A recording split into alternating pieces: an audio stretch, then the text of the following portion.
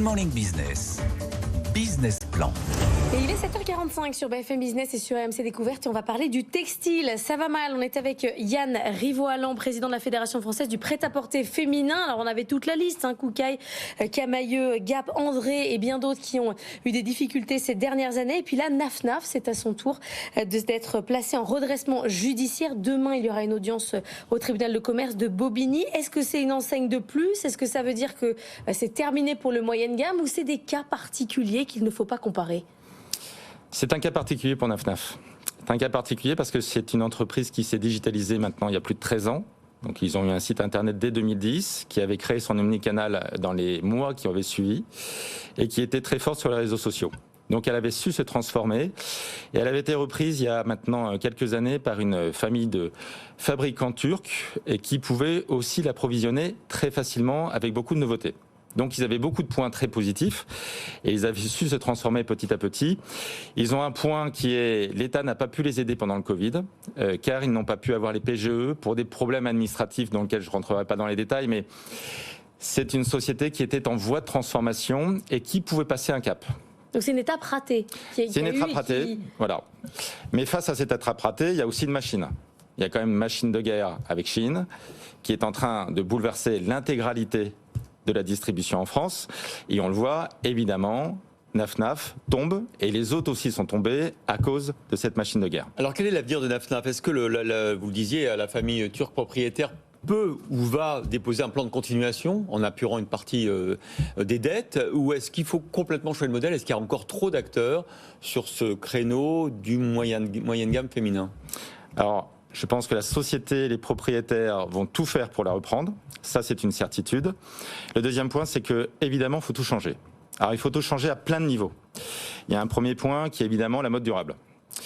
Je reprends ce point et je reviens aussi sur Chine. On se dit souvent sur Chine, quand on achète un t-shirt, on va l'acheter 3 €, 5 €. Il faut se poser les choses différemment. Poser les choses différemment, c'est se dire aussi c'est combien d'arbres qui ont brûlé au Canada, c'est combien de personnes qui ont dû quitter leur maison en Grèce à cause de Chine. Oui, mais c'est vrai ce que vous dites. Simplement, les jeunes qui sont les principaux consommateurs, qui sont soi-disant très sensibles à la question climatique, seront aussi les premiers clients de ce type de marque. En fait, ce n'est plus les jeunes les principaux consommateurs parce que c'est vous et c'est vous désormais. Alors pas vous spécifiquement. Bon. Mais non, désormais, en fait, ce n'est plus les jeunes comme ça l'était maintenant il y a 3-4 ans. Oh bah, ils achètent. Quand vous avez des gamins, vous voyez qu'ils vont tous sur Chine. Et oui, voilà. Ce n'est pas que les gamins. On a vu les dernières études qui montraient que les hommes, désormais, c'était plus de 35% des clients de Chine et que l'âge moyen avait 35 ans désormais sur Chine. Donc il a évolué. Et c'est normal, c'est une société qui faisait, il y a quelques années, 500 millions. C'est une société maintenant qui fait 30 milliards. Donc quand on fait 30 milliards, avec une pièce, je reprends, qui vaut 10 €. Donc c'est 3 milliards de produits qui ont été vendus sur Chine. Et on entend votre argument. Moi, j'y suis sensible, on y est tous sensibles. Mais comment on fait pour lutter? Parce que clairement, Chine ne va pas écrire 3 €. Oui, mais attention, c'est très destructeur pour la planète. Comment on lutte contre Chine? Il y a Kiabi qui arrive à s'en sortir, qui continue à bien fonctionner. Mais globalement, on le voit. Les autres n'y arrivent pas. Alors, les autres y arrivent de façon justement partielle et on ne le voit pas nécessairement directement, mais il y a cette vraie transformation qui est en train de se faire. La transformation, elle se fait par exemple avec Petit Bateau qui met en place un vrai système de seconde main. Ce qui fait que la seconde main peut s'acheter à la fois sur le site mais aussi en boutique beaucoup plus facilement. C'est aussi avec Bâche qui met en place un système de traçabilité pour comprendre véritablement comment les produits se suivent et comment les consommateurs, quand ils vont acheter les produits Naf, vont être sûrs de où il vient et comment est-ce qu'il a été fabriqué. C'est Bâche encore qui s'internationalise et qui arrive à avoir une vision globale. Oui, c'est plus haut de gamme. Et c'est là où Kiabi, et je reprends Kiabi. Kiabi, c'est une société qui sait habiller toutes les tailles, donc qui arrive, comme Chine aussi le fait, à habiller toutes les femmes, habiller tous les hommes. C'est une société qui est aussi, et dans le coton bio par exemple, un des leaders, et qui arrive à créer une mode beaucoup plus durable. Et je reviens sur les modes de transformation, il y a 2 axes. Le premier axe, c'est mettre plus d'humanité, plus de créativité, plus d'identité.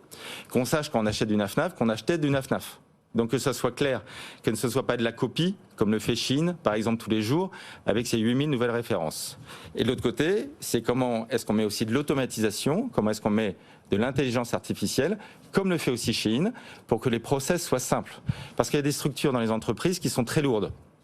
Il y a beaucoup de lenteurs qui sont dues au mode de fonctionnement qu'on peut avoir il y a 10 ou 20 ans. Et là aussi, il faut savoir évoluer. En tout cas, je rappelle les chiffres. Le nombre de défaillances, notamment dans les secteurs du textile, a beaucoup augmenté au premier trimestre. On en est à 10 000 liquidations judiciaires directes d'entreprises du textile.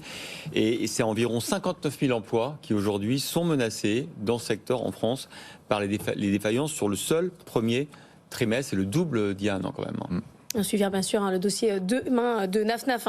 Audience décisive. Merci beaucoup. Yann Rivaux-Allan, c'est pas facile d'avoir été avec nous, président de la Fédération française du prêt-à-porter féminin.